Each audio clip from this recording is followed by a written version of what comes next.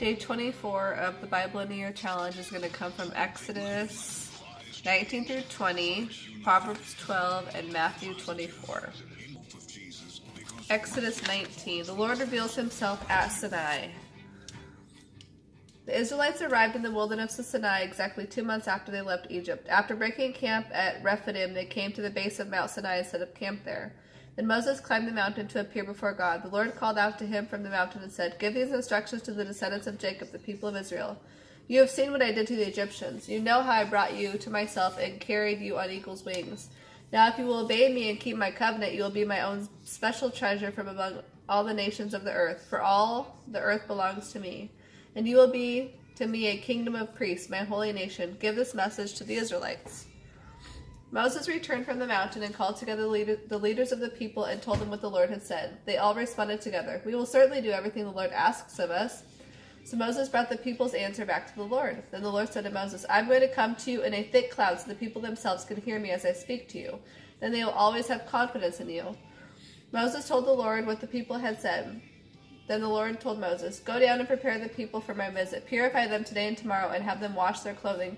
Be sure they are ready on the third day, for I will come down upon Mount Sinai as all the people watch. Set boundary lines that the people may not pass. Warn them, be careful, do not go up on the mountain or even touch its boundaries. Those who do will certainly die. Any people or animals that cross the boundary must be stoned to death or shot with arrows. They must not be touched by human hands. The people must stay away from the mountain until they hear one last blast from the ram's horn.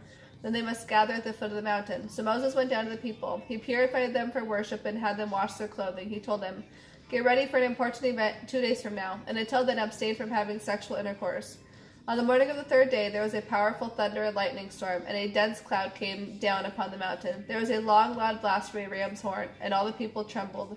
Moses led them out from the camp to meet with God, and they stood at the foot of the mountain. All Mount Sinai was covered with smoke because the Lord had descended on it in the form of fire. The smoke billowed into the sky like smoke from a furnace, and the whole mountain shook with a violent earthquake. As the horn blast grew louder and louder, Moses spoke, and God thundered his reply for all to hear. The Lord came down on the top of Mount Sinai and called Moses to the top of the mountain. So Moses climbed the mountain. Then the Lord told Moses, "Go back down and warn the people not to cross the boundaries. They must not come up here to see the Lord, for those who will die. Even the priests who regularly come near to the Lord must purify themselves, or I will destroy them." "But Lord, the people cannot come up on the mountain," Moses protested. "You already told them not to. You told me to set boundaries around the mountain and declare it off limits." But the Lord said, Go down anyway, and bring Aaron back with you. In the meantime, do not let the priests or the people cross the boundaries to come up here. If they do, I will punish them."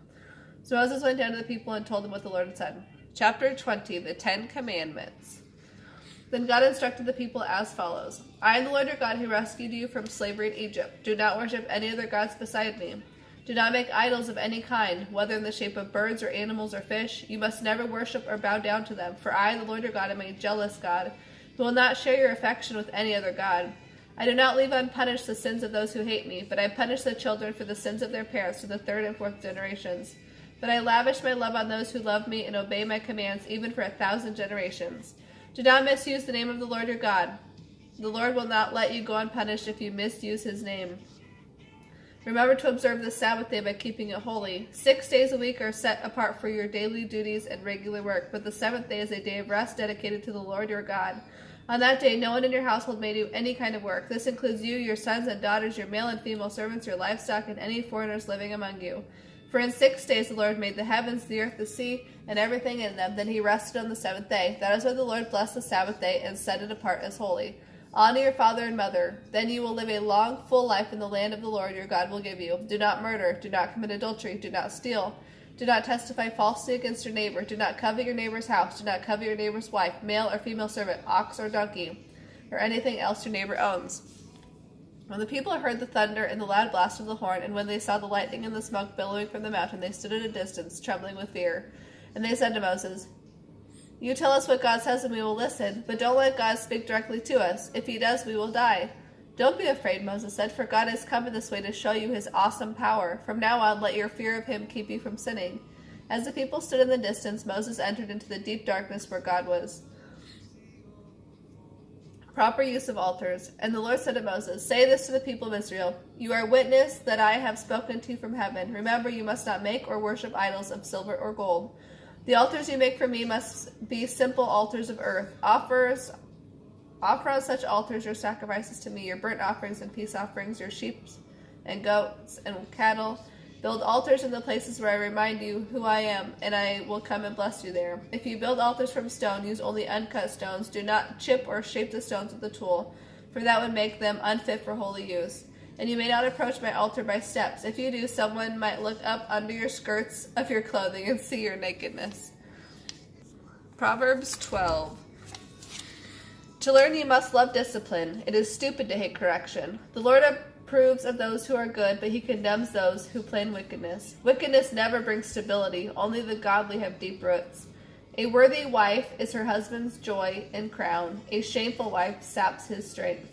The plans of the godly are just. The advice of the wicked is treacherous. The words of the wicked are like a murderous ambush, but the words of the godly save lives.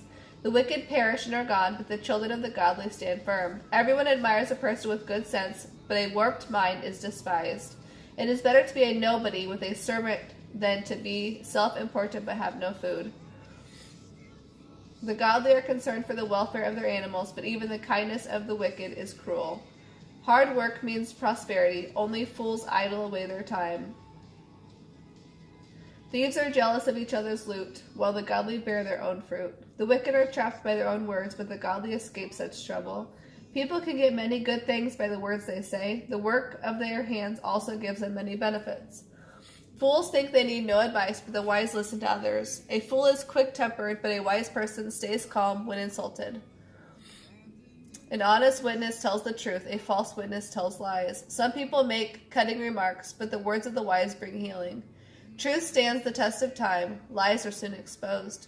Deceit fills hearts that are plotting evil. Joy fills hearts that are planning peace. No real harm befalls the godly, but the wicked have their fill of trouble. The Lord hates those who don't keep their word, but he delights in those who do. Wise people don't make a show of their knowledge, but fools broadcast their folly. Work hard to become a leader. Be lazy and become a slave. Worry weighs a person down. An encouraging word cheers a person up. The godly give good advice to their friends. The wicked lead them astray. Lazy people don't even cook the game they catch, but the diligent make use of everything they find. The way of the godly leads to life. Their path does not lead to death.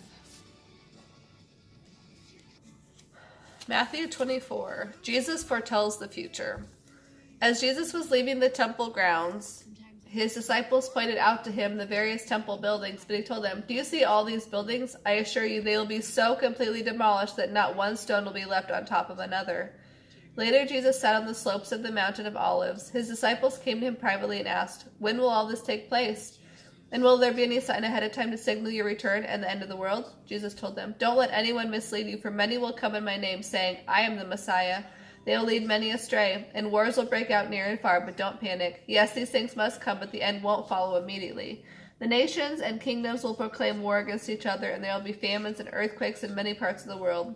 But all this will be only the beginning of the horrors to come. Then you will be arrested, persecuted, and killed. You will be hated all over the world because of your allegiance to me, and many will turn away from me and betray and hate each other. And many false prophets will appear and will lead many people astray. Sin will be rampant everywhere, and the love of many will grow cold. But those who endure the end will be saved, and the good news about the kingdom will be preached throughout the whole world so that all nations will hear it, and then finally the end will come. The time will come when you will see what Daniel the prophet spoke about. The sacrilegious object that causes desecration standing in the holy place.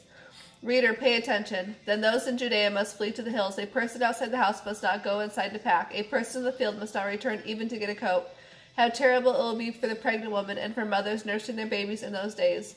And pray that your flight will not be in winter or on the Sabbath, for that will be a time of great honor than anything the world has ever seen or will ever see again. In fact, unless that time of calamity is shortened, the entire human race will be destroyed. But it will be shortened for the sake of God's chosen ones. Then if anyone tells you, look, here is a Messiah, or there he is, don't pay any attention, for false messiahs and false prophets will rise up and perform great miraculous signs and wonders so as to deceive, if possible, even God's chosen ones. See, I have warned you. So if someone tells you, look, the Messiah is out in the desert, don't bother to go and look. Or look, he is hiding here, don't believe it. For as the lightning lights up the entire sky, so it will be when the Son of Man comes. Just as the gathering of vultures shows there is a carcass nearby, so these signs indicate that the end is near. Immediately after these horrible days end, the sun will be darkened, the moon will not give light, the stars will fall from the sky, and the powers of heaven will be shaken.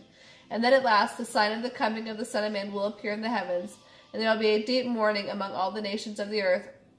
And they will see the Son of Man arrive in the clouds of heaven with power and great glory. And he will send forth his angels with the sound of a mighty trumpet blast, and they will gather together his chosen ones from the farthest ends of the earth in heaven. Now learn a lesson from the fig tree. When its buds become tender and its leaves begin to sprout, you know without being told that summer is near. Just so, when you see the events I've described beginning to happen, you can know his return is very near, right at the door. I assure you, this generation will not pass from the scene before all these things take place. Heaven and earth will disappear, but my words will remain forever. However, no one knows the day or even the hour when these things will happen, not even the angels in heaven or the Son himself. Only the Father knows. When the Son of Man returns, it will be like it was in Noah's day. In those days before the flood, the people were enjoying banquets and parties and weddings right up to the time Noah entered his boat. People didn't realize what was going to happen until the flood came and swept them all away. That is the way it will be when the Son of Man comes. 2 men will be working together in the field, one will be taken, the other left. 2 women will be grinding flour at the mill, one will be taken, the other left. So be prepared, because you don't know what day your Lord is coming. Know this, a homeowner who knows exactly when a burglar is coming would stay alert and not permit the house to be broken into. You also must be ready all the time, for the Son of Man will come when least expected. Who is a faithful, sensible servant to whom the master can give the responsibility of managing his household and feeding his family? If the master returns and finds that the servant has done a good job, there will be a reward.